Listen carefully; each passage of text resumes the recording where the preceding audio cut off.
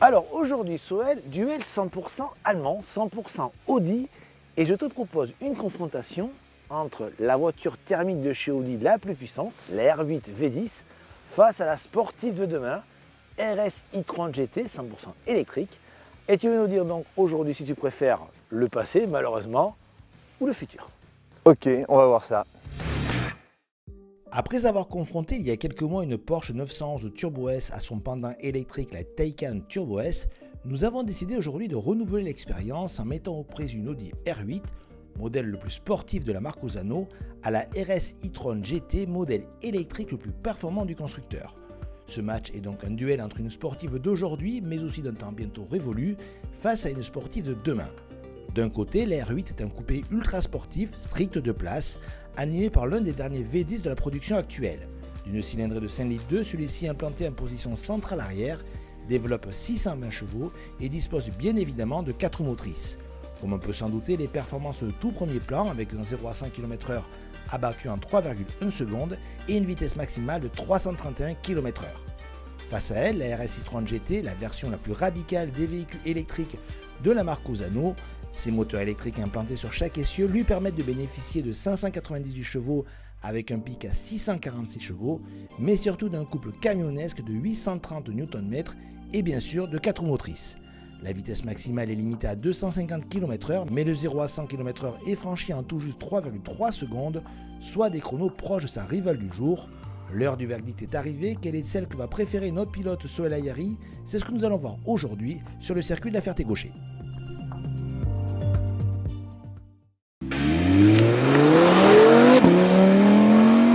Déjà un super son à l'intérieur, le V10, quel bonheur. 4 roues motrices bien sûr. Moi ça pousse. Oh oh.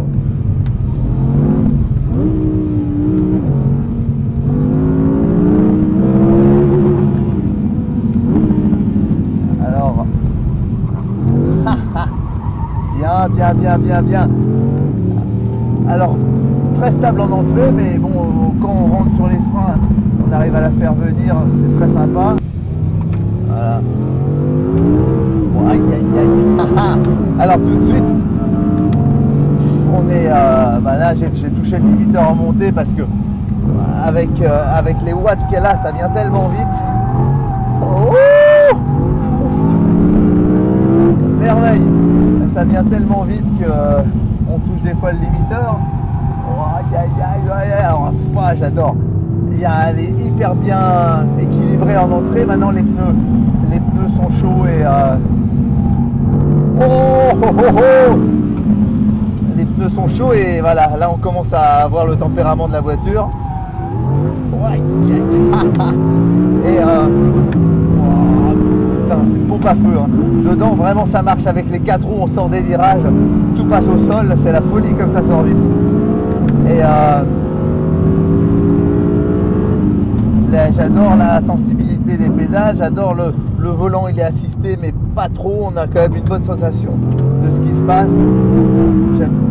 J'adore les amortisseurs, le roulis, enfin la voiture est vraiment bien tenue en basse vitesse d'amortissement et ça fait qu'on a bien la sensation de la prise de roulis, de la gestion de la glisse et tout.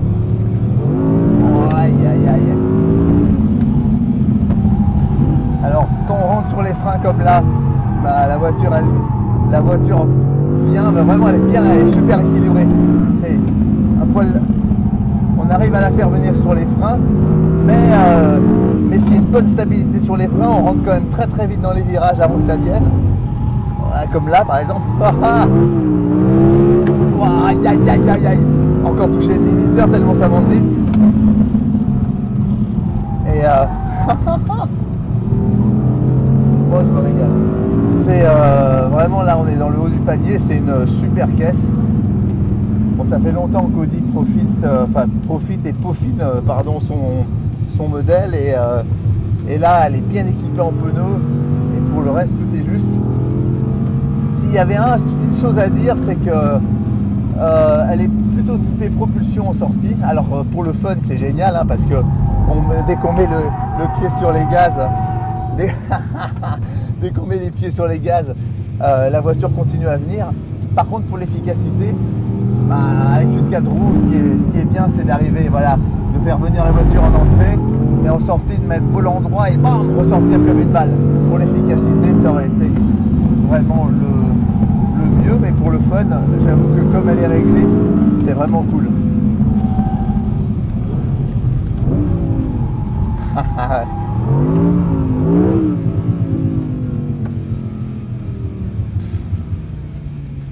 Merci Audi de continuer à faire des voitures comme ça, parce que quel pied à rouler, hein. Et pour ceux qui peuvent s'offrir ce joujou, c'est une merveille.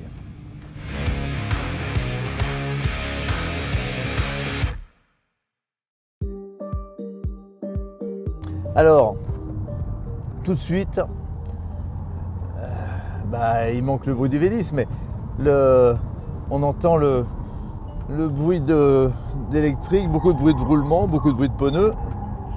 Alors la voiture a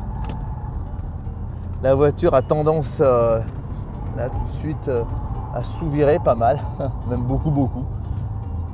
En voyant un peu, donc c'est hyper bien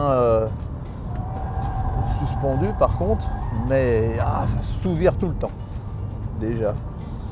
Alors il y a, je vais tout droit là.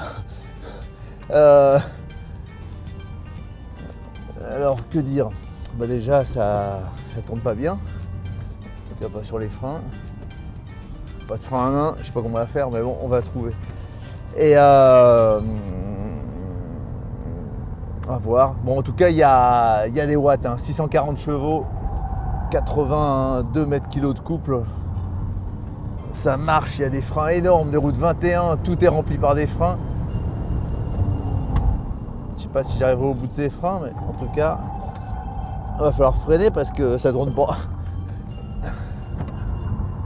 Ça pousse, tout passe par terre, hein, même pas une once de patinage.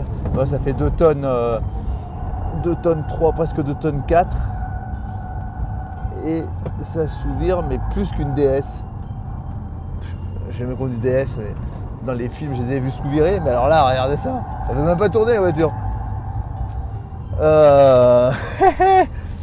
Bon, alors on prendra ça pour aller promener sa famille vite, en ligne droite, hein, parce que s'il y a des virages, il ne voudra pas tourner, mais c'est impressionnant. Une épingle là, hop. Alors, ce qui est rigolo, c'est que quand je tourne fort, là, il y a le prétenseur de ceinture qui vient de se bloquer, c'est très rigolo, elle doit noter que je suis en danger, alors qu'on va pas vite, mais bon. Bon, voilà. C'était un test intéressant. Alors pour comparer à la Taycan, qui était l'autre voiture